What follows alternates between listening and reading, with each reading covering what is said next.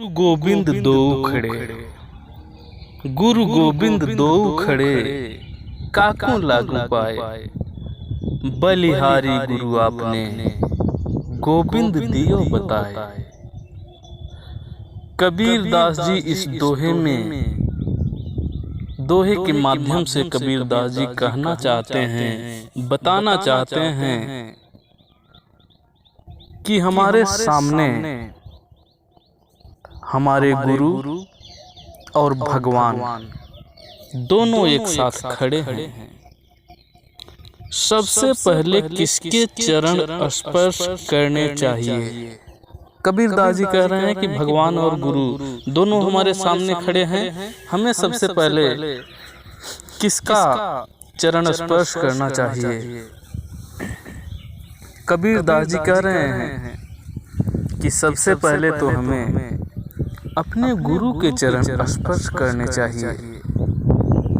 इसका कारण बताते हैं कबीर दास जी, क्यों सबसे पहले गुरु का चरण स्पर्श करना चाहिए, भगवान का चरण सबसे पहले क्यों नहीं स्पर्श करना चाहिए? कबीर दास जी बताते हैं कि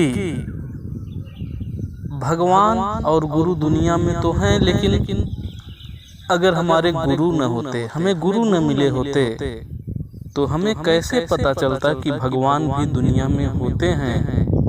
हम तो जान ही न पाते कि भगवान भी होते हैं, क्योंकि हमें भगवान तक ले जाने वाले हमारे गुरु हैं। भगवान क्या होते हैं ये तो हमारे गुरु ने ही हमें बताए हैं। इसलिए कबीर दास जी कहते हैं कि सबसे पहले गुरु के चरण स्पर्श करने चाहिए। गुरु का स्थान ऊंचा बताते हैं कबीर दास जी, भगवान से भी ज्यादा। जात न पूछो साधु की, जात न पूछो साधु की, पूछ लीजिए ज्ञान। मोल करो तलवार का, पड़ा रहन दो म्यान। कबीर दास जी कहते हैं कि जात न पूछो साधु की। कह रहे हैं कि अगर कोई साधु है, कोई महात्मा है, कोई साधु हैं, कोई ज्ञानी हैं, ज्ञानी व्यक्ति हैं, तो उनकी जाति नहीं पूछनी चाहिए। कोई श्रेष्ठ जन हैं, उनकी जाति नहीं पूछनी चाहिए। पूछ लीजिए ज्ञान, बल्कि उनके अंदर ज्ञान कितना है, इस चीज को जानना चाहिए, इस चीज को पूछना चाहिए। मोल करो तलवार का, पड़ा रहन दो म्यान। हमें मोल कीमत तो करनी चाहिए, कीमत समझनी चाहिए तलवार की। उसकी म्यान का कोई कीमत नहीं होता है। कोई म्यान हमें नहीं देखना है कि तलवार को रखने वाली म्यान कितनी अच्छी है, कितनी सुंदर है म्यान, इसको नहीं देखना चाहिए। हमें तो देखना चाहिए उसमें तलवार कितनी अच्छी है। तलवार को रखने वाली म्यान को नहीं देखना चाहिए। कहने का मतलब है कोई भी व्यक्ति है तो उसके अंदर गुण क्या है, गुण कितना है, इसको देखना चाहिए।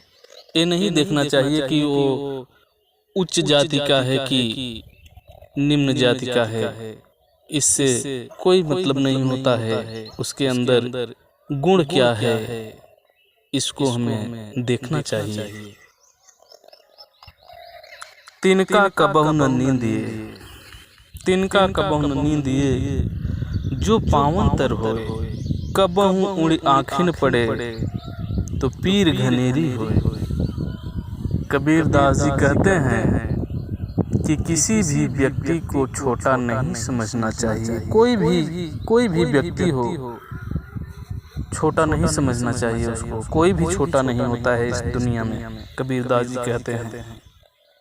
कबीर दास जी कहते हैं कि तिनका भी बहुत छोटा होता है, तिनका भी बहुत छोटा होता है, लेकिन वही तिनका जब उड़कर आपकी आंखों में कभी पड़ जाता है तो कितनी ज्यादा पीड़ा होती है, आपको कितना दर्द देता है वो।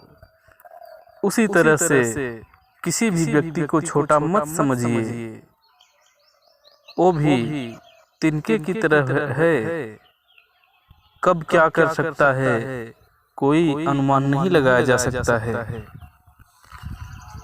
कबीर दास जी कहते हैं कि सभी लोग बड़े हैं, सभी लोग छोटे हैं, किसी को छोटा मत समझिए, सब लोग हैं, श्रेष्ठ सब हैं। अपनी जगह पर समय आने पर सब लोग उस काम को कर सकते हैं जो आप समझते हैं कि वो नहीं कर पाएंगे।